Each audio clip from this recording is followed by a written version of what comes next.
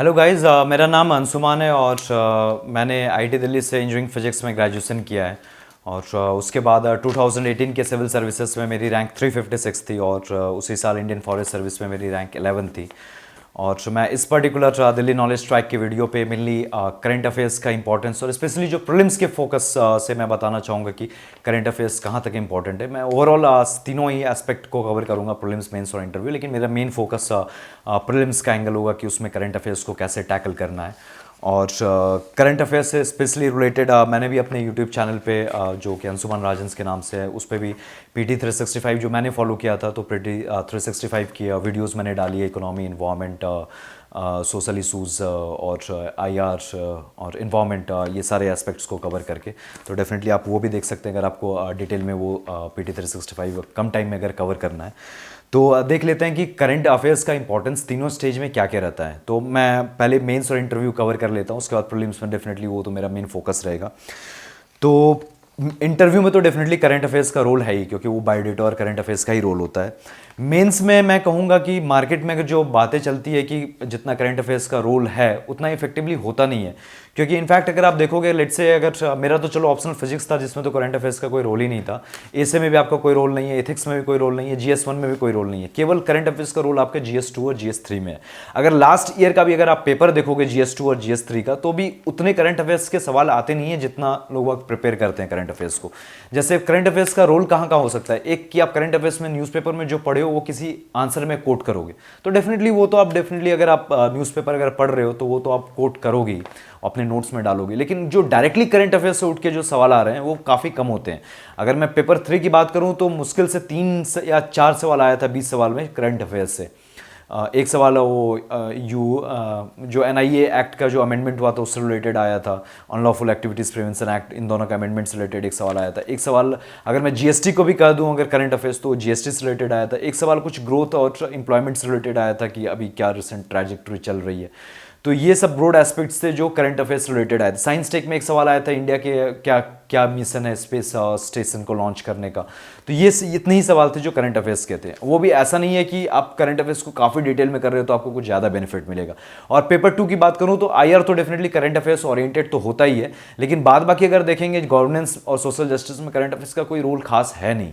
और even polity में अगर कुछ सुप्रीम कोर्ट के इंपॉर्टेंट जजमेंट है, जैसे नजैक को स्ट्राइक डाउन करना, या फिर राइट टू प्राइवेसी, या फिर सुप्रीम कोर्ट का जो जजमेंट आया था कि जो एलजी है वो एडमिनिस्ट्रेटिव हेड नहीं है बल्कि he is bound by the advice of council of ministers. तो ये सब जो जजमेंट, जो इंपॉर्टेंट जजमेंट है, उसके बारे में यूपीएससी ने पूछा। तो डेफिनेटली करंट अफेयर्स का उतना रोल नहीं होता है। अगर पेपर 2 पेपर 3 में भी 20-40 सवाल आ रहे हैं तो मुश्किल से 6 या 7 सवाल डायरेक्टली करंट अफेयर्स के होते हैं, उससे ज़्यादा नहीं होते हैं, और वो भी काफ़ी इंपॉर्टेंट जो करंट अफेयर्स चल रहा होता है उसके होते हैं। तो अगर मेंस में भी अगर आपको करंट अफेयर्स कवर करना है तो डेफिनेटली आप डेली न्यूज़पेपर पढ़ रहे हैं और किसी एक मंथली मैगजीन को फॉलो कर रहे हैं। उसके अलावा जब मेंस का टाइम आ जाए, जब 1.5 महीना बच रहा है, तो आप पेपर 2 और पेपर 3 के एंगल से देखिएगा, 15 से 20 इंपॉर्टेंट टॉपिक उठाइएगा और उसी में से ही आएगा। और जो बाद बाकी उससे बाहर आ रहा है वो फिर वैसा होगा कि आप ज़्यादा भी करंट अफेयर्स पढ़ लेते तो कुछ खास फायदा होता नहीं। जैसे अभी अगर मेंस में डायरेक्ट सवाल आएगा पॉलिटी में, तो आर्टिकल 370 के हटने से रिलेटेड, सिटीजनशिप अमेंडमेंट एक्ट से रिलेटेड, या भी अगर कोविड का केस चल रहा है तो कोविड से रिलेटेड, तो या फिर इकोनॉमिक स्लोडाउन से रिलेटेड, यही सब इंपॉर्टेंट एस्पेक्ट है जो शायद यूपीएससी डायरेक्ट सवाल पूछेगा। तो उतना डिटेल में भी करंट अफेयर्स करने की जरूरत है नहीं मेंस में। अब डायरेक्टली प्रीलिम्स पे आ जाते हैं। प्रीलिम्स में भी क्या है कि आप ओवरऑल ईयर वाइज अगर देखते जाओगे तो वेरिएशन काफ़ी ज़्यादा है।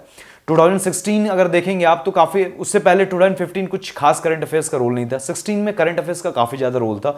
22 क्वेश्चंस डायरेक्टली करंट अफेयर्स से आए थे, उसमें लगभग 15 ईजी क्वेश्चंस ही थे। उसके अलावा आप आगे बढ़ोगे 17, 18, 19 में तो करंट अफेयर्स का रोल कम होता गया, और कम होता गया, रफली 10 सवाल के आसपास आते थे। इवन 2019 में देखेंगे तो 6-7 सवाल ही आए थे डायरेक्टली करंट अफेयर्स के, एक साल के करंट अफेयर्स के। अब 2019 में भी कुछ कोचिंग आपको बताएंगे कि वो 40 सवाल थे या 35 सवाल थे। अब जीएसटी अब स्टैटिक टॉपिक का पार्ट बन चुका है, उसको आप करंट अफेयर्स अब ट्रीट नहीं कर सकते, क्योंकि अब वो काफ़ी टाइम हो चुका है, 3 साल हो चुका है, और वो भी काफ़ी इंपॉर्टेंट लेजिस्लेशन था और इनडायरेक्ट टैक्स रिलेटेड, तो आपका वो स्टैटिक का पार्ट है, तो उसको आप करंट अफेयर्स का पार्ट नहीं बता सकते। अब कोचिंग जबरदस्ती 2019 का भी एनालिसिस करके करंट अफेयर्स को 44 क्वेश्चंस बताएंगे कि उनका करंट अफेयर्स का वो बुकलेट्स बिके और उनकी कोचिंग चलते रहे। तो डेफिनेटली वहाँ पर अगर आप फंस रहे हो तो आप गलत डायरेक्शन में जा रहे हो। तो पिछले साल भी 10 से ज़्यादा सवाल आए नहीं थे। तो मेरा कुल कहना यह है कि ज़्यादा से ज़्यादा 20 सवाल आ सकते हैं और कम से कम 7-8 सवाल आएंगे, तो वो 7-8 से लेके 20 के रेंज में कुछ भी हो सकता है। अब है कि लेट से चलो मैक्सिमम सवाल आ जाते हैं करंट अफेयर से, तो 20 सवाल से ज़्यादा तो नहीं आ रहे हैं, तो 20 सवाल चलो मान लेते हैं करंट अफेयर से आ जाते हैं, तो वो भी 3 कैटेगरी में आएंगे, इजी, मीडियम, डिफिकल्ट। तो अब जो इजी टू मीडियम सवाल है उसको आपको आना चाहिए, और डिफिकल्ट है अगर 3-4 डिफिकल्ट सवाल आए उसमें एक भी आ गया तो ठीक है, आपके मतलब आप सही ट्रैक पे हो। तो अब इतना ही अगर आपको कवर करना है इजी टू मीडियम, तो आप एक कोई भी सोर्स को अगर कवर करेंगे ना, that is more than enough. अब लोग बाग करते क्या है कि इस कोचिंग का भी पढ़ रहे हैं, उस कोचिंग का भी पढ़ रहे हैं, 3-4 कोचिंग का पढ़ रहे हैं, बस ये देखने के लिए कि अच्छा आए करंट अफेयर्स का सवाल तो छूटे नहीं। अब सच्चाई कुल मिला कि ये भी, अगर एक कोचिंग का आप अच्छे से कर लेंगे, 20 सवाल आ रहा है तो आपके 15 से 16 सवाल तो हो जाएंगे, अच्छे से हो जाएंगे, अगर आपने एक कोचिंग को भी सही से किया है।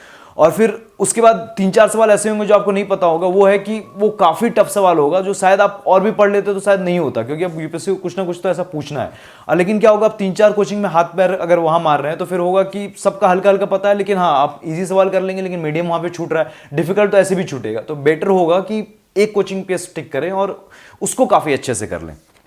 तो मैंने PT 365 विजन का किया था पर्सनली, तो इसलिए मैं वो PT 365 वर्ड यहाँ पे यूज़ कर रहा हूँ। लेकिन हाँ डेफिनेटली अगर आपको कोई और कोचिंग के अगर मटेरियल अच्छे लगते हैं तो डेफिनेटली डू फॉलो दैट। ऐसा कुछ भी नहीं है कि आप यही कोचिंग बेटर है या ये कोचिंग बेटर है, मैंने वो किया था या मैक्सिमम लोग करते हैं, तो डेफिनेटली मैं इसलिए बोल रहा हूँ। लेकिन आपको किसी कोई एक पर्टिकुलर कोचिंग अच्छी लगती है, उसके मटेरियल अच्छा लगता है प्रीलिम्स से रिलेटेड, तो डेफिनेटली डू फॉलो दैट। और हाँ एक ही को फॉलो करें, that is more important, that I want to stress. अब उसके अलावा एक सोर्स करना है, आप कौन सा करें, मैंने क्या किया था वो बता दिया, आप कोई सा भी एक करें तो वो वर्थ इट है। लेकिन आप न्यूज़पेपर हर दिन पढ़ रहे होंगे, उसके अलावा आप एक मंथली मैगजीन तो फॉलो कर रहे होंगे, इतना तो बेयर मिनिमम हर कोई करता है एक सीरियस एस्पिरेंट। लेकिन उसके अलावा फिर लेट से PT 365 या फिर किसी कोचिंग का करना क्यों जरूरी है। अब होता क्या है कि जो इंपॉर्टेंट कंसेप्ट होंगे या इंपॉर्टेंट हैपनिंग्स होंगी, जैसे अब सिटीजनशिप अमेंडमेंट एक्ट से रिलेटेड क्वेश्चन आता है, तो वो तो डेफिनेटली आप टैकल कर ही लेंगे क्योंकि आप डेली न्यूज़पेपर में पढ़ रहे होंगे, मंथली मैगजीन में कवर होगा। लेकिन कुछ फैक्चुअल सवाल भी कभी पूछ दिए जाते हैं जो कि प्रीलिम्स के लिए बने हैं। अब जैसे आइस डैश नाम का कोई पोर्टल है जो मिनिस्ट्री ऑफ फाइनेंस ने स्टार्ट किया है कस्टम क्लियरेंस के लिए, बस ये फैक्चुअल है, ये आपको याद करना है, प्रीलिम्स में पूछा गया तो ठीक है वहां आंसर करना है, उसका भूल जाना है। ऐसे सवाल भी कुछ कुछ आ जाते हैं। अब 20 सवाल अगर आ रहा है तो आप मान के चल सकते हैं 4-5 ऐसे फैक्चुअल सवाल होंगे। तो ये फैक्चुअल सवाल आपको पढ़ना है जो शायद आप पहले भी पढ़े होंगे तो भूल चुके होंगे, लेकिन हाँ उसको या तो रिवाइज करना होगा या तो अगर नहीं पढ़े होगे तो पहली बार पढ़ना होगा।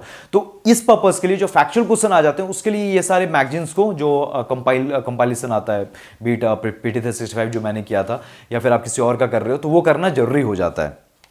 अब है कि अब एक ये इंपॉर्टेंट क्वेश्चन होता है कि टाइम कितना दें। अगर एक का ही कर रहे हैं और करना इंपॉर्टेंट है तो टाइम कितना दें और कैसा इनपुट आउटपुट रेशियो हमको मिलेगा। तो मैं कहूंगा कि अगर आपने डेली करंट अफेयर्स फॉलो किया है कोई एक न्यूज़पेपर को और मंथली मैगजीन भी फॉलो किए हैं, तो डेफिनेटली आप 5 से 6 दिन से ज़्यादा पूरे PT 365 या जो भी कोचिंग को आप फॉलो कर रहे हैं उसको ना दें, क्योंकि उतना भी इफेक्टिव नहीं होगा। क्योंकि 5 से 6 दिन में आपका वो लेवल हो जाएगा कि अगर 20 सवाल पूछा जा रहा है तो ऑलरेडी आप अगर न्यूज़पेपर डेली फॉलो किए होंगे तो 9-10 सवाल तो ऐसे ही बना लेंगे, और इसको पढ़ने के बाद अगर कुछ 4-5 फैक्चुअल सवाल आएंगे वो भी आपसे बन जाएंगे, और कुछ जो 4-5 सवाल जो डिफिकल्ट होंगे वो कितना भी पढ़ ले तो नहीं बनना है।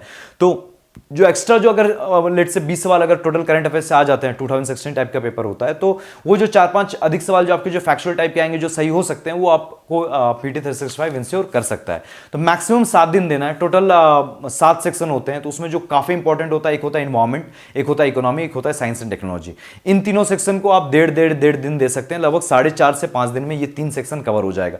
बाद बाकी जो बच्चा पॉलिटी, सोशल इशूज और IR उसको आधा दिन दीजिए और वहां पर रफली 1.5 दिन में वो कवर हो जाएगा। तो कुल मिला के 6-6.5 से मैक्सिमम से 7 दिन में आपका वो करंट अफेयर्स 1 साल का कवर हो जाएगा। बस इससे ज्यादा नहीं देना है। और कितना टाइम देना है और हर सेक्शन को कितना टाइम देना है रफली मैंने आपको बता दिया कि आपको इंपॉर्टेंस समझ में आ रही होगी। इकोनॉमिक्स, एनवायरमेंट और साइटेक का, साइंस एंड टेक्नोलॉजी का करंट अफेयर्स काफी इंपॉर्टेंट है। साइंस एंड टेक्नोलॉजी में ज्यादा करंट अफेयर्स ही आता है। इकोनॉमिक्स में या तो कंसेप्चुअल पूछा जाएगा, या तो गवर्नमेंट स्कीम पूछी जाएगी, या तो करंट अफेयर्स पूछा जाएगा।